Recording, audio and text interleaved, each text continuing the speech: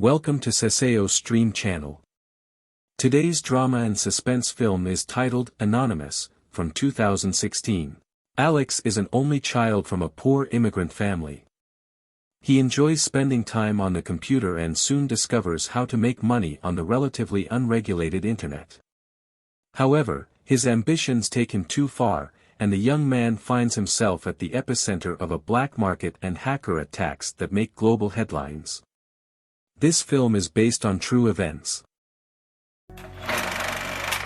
Accompanied by his father and mother, Alex moves from Ukraine to Canada. They don't have enough money to afford a property in the big city, so they end up in London, Ontario, a town in the countryside. Even there, they live paycheck to paycheck.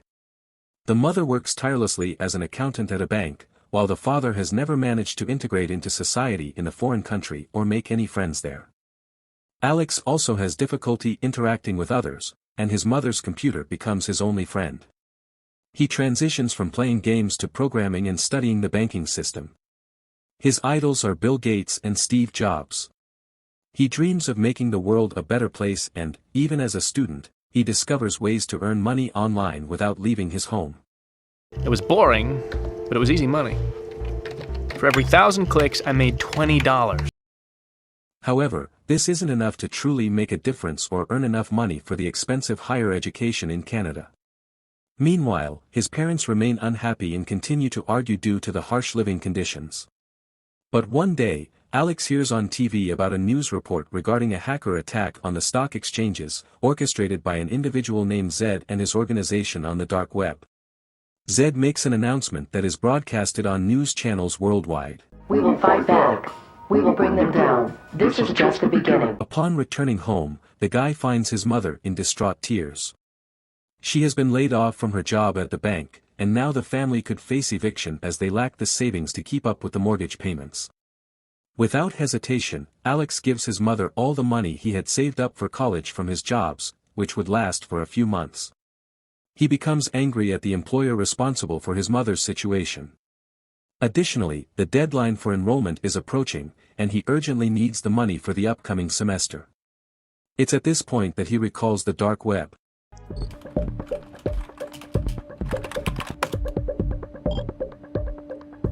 Getting access is not as easy.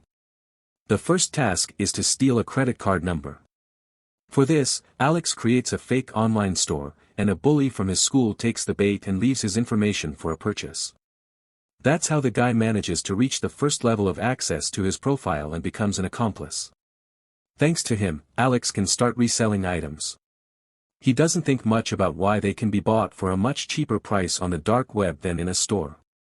He advertises laptops, jewelry, watches, phones for sale, and all of this brings in good income. In just 1 month, the guy earns more than he did in 4 years. After saving up the necessary amount, he goes to Toronto, where expenses increase, which means earnings must also grow because he now supports his parents too. Alex takes another step and begins using fake identities to sell more expensive items. He needs to be more careful because in the big city, the police actively monitor the black market. However, in the stores where he buys these goods, nobody knows Alex, and he is quickly dismissed. A stranger notices his efforts and approaches him, suggesting selling his products in exchange for a percentage of the transaction. Stolen anyway, right? It's not wise to trust the first person you meet on the street, but Alex didn't want to leave empty-handed, so he decided to take risks. However, Sane doesn't disappoint. He gets the money, and the partnership looks promising.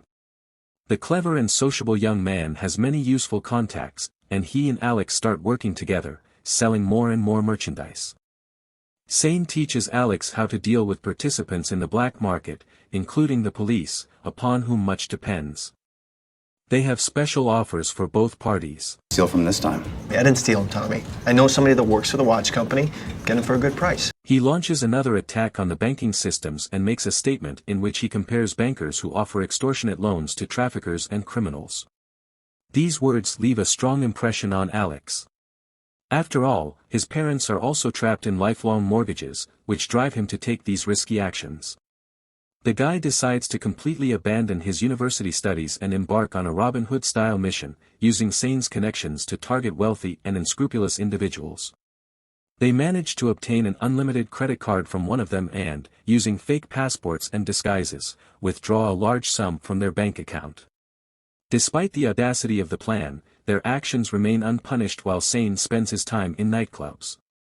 However, Alex continues to be bothered by injustice and social inequality.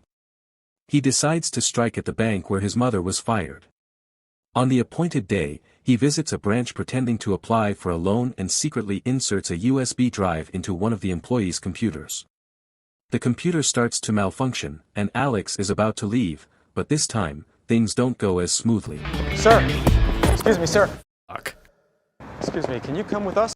His plan is discovered, and the bank's security chief threatens Alex, saying he will face the police and a long prison sentence unless he reveals where he obtained the USB drive with the virus.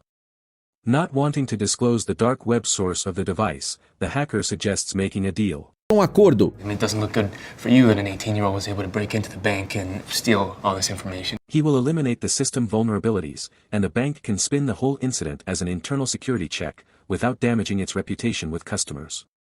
In exchange for this work, the bank won't file any complaints against Alex. It works. Furthermore, nothing from the dark web, Alex becomes famous for successfully bypassing a very complex security system, a feat even noticed by Zed himself. A few days later, Alex receives a message from a female hacker from the dark web, arranged by Sane. She wants to help with his love life and sets up a meeting with a girl named Carla. Carla doesn't reveal much about herself, she just listens to the guy's stories. See? You're an idiot. Excuse me? I know your name, where you're from, and your birth date. A garota. The girl is more experienced in the hacker world and understands the importance of maintaining anonymity. They talk about Zed, and Alex gets excited about the possibility of meeting him. So, Carla joins them to take on more ambitious projects, involving more passports, fake credit cards, expensive items, and wealthy buyers. However, after some time, Sane begins to doubt Carla's connections. She seems to make a lot of money too easily through her contacts, causing Sane to trust her less and less. Could she be a trap? One day, Carla suggests that Alex leave Sane in Toronto and go with her to Hong Kong, where there are more opportunities to make money. Alex invites Roosevelt, the man who gave him his first job on the dark web, for a face-to-face meeting. He thanks Roosevelt and asks about Carla, but Roosevelt has never heard anything about her, which is very suspicious. The relationship between Sane and Carla is deteriorating. He dislikes her risky style, which involves increasing sales and choosing unverified buyers. They arrive at a location with a truck full of merchandise, but Carla and Sane argue during negotiations. The buyers also become nervous and draw their weapons. Okay, why don't we just make a deal, guys? No, there's not gonna be a deal with this fucking girl here. Sane and Carla apologize to each other for their behavior. Carla explains that she was just trying to sell merchandise to criminals, and they don't like wasting time, fearing for the safety of their business in Toronto. The trio decides to move to Hong Kong. Alex had hoped that things would get better after the move, but that doesn't happen. The relationships continue to be tense, and despite having a lot of money, he feels a lack of purpose in life and a greater goal. Furthermore, the team starts getting careless, and sometimes Alex forgets to check the credit cards before going to the stores. In such cases, when attempting to pay, the bank immediately alerts the sellers about the fraud, and the trio has to flee the crime scenes faster and faster. Sane doesn't care about any attempts to change the world. He enjoys parties and women. On his birthday, he starts a fight in a nightclub, and he and his friends get arrested. After that, he tries to make amends by recklessly withdrawing money from an unlimited credit card they had stolen in Toronto. This becomes the last straw for Alex. You don't trust Kira, you're drunk all the time, and now you've gone and used the fucking card that I specifically told you not. He loses patience and cuts all ties with his friend, Sane. He continues working only with Carla, withdrawing money from ATMs and leaving dark web business cards at the crime scenes. After stealing over $2.5 million, they make international headlines, and as a result, the couple has to move again to cover their tracks. Carla suggests stopping, as this money would be enough for them for a long time. But Alex can't stop, he wants to keep seeking revenge against bankers and corporations. Carla has different plans for her life, and she kisses Alex during his passionate speech about revenge. However, they are interrupted by a personal message from Zed. He praises Alex and grants him the highest status on the dark web. The young man seizes the opportunity to arrange a personal meeting with the boss. Immediately, the phone receives a call from a hidden number. Alex and Carla go to meet a man in a wheelchair whose body is covered in scars. He warns that by agreeing to work for him, you become his property. There's no room for mistakes. But if you make a mistake, you will die. Not only Alex, but all his loved ones will also be in danger. After the meeting, Alex receives a phone call from Sane, who wants to continue working with the duo and promises to change. He decides to wait for Alex and Carla in their hotel room but is pursued by the people of the Colombian whose card Sane recently withdrew money from. Upon returning to the hotel, the duo finds their friend murdered. Carla restrains the shocked Alex, who tries to call the police and an ambulance. It's time to go into hiding again, and their next stop is New York. There, the duo continues working on Zed's projects. They publish news and images of the assassination of a senator responsible for stabilizing the stock market on the internet. This crashes the stock market, allowing Mr. Zed to buy stocks at a low price. What the hell are you talking about? How can I be dead if I'm talking to you? As the assassination was fake, the stock market returns to its upward trend, allowing Zed to make a lot of money. Zed generously pays for their work, but on the way home, Alex and Kayla are kidnapped by masked men. Alex wakes up alone and can't get in touch with either his girlfriend or his boss. He goes to Bangkok, where he had agreed to meet Kayla if something went wrong. She is not at the designated location. He remembers his parents and decides to call his mother, promising to visit her in 2 days. Alex goes to a cybercafe and discovers that the dark web is blocked. The news reports that Zed has been arrested, and his right-hand person, Carla, was killed during the arrest. Meanwhile, the card with which Alex paid for the session is blocked, and the cashier receives a call from the bank.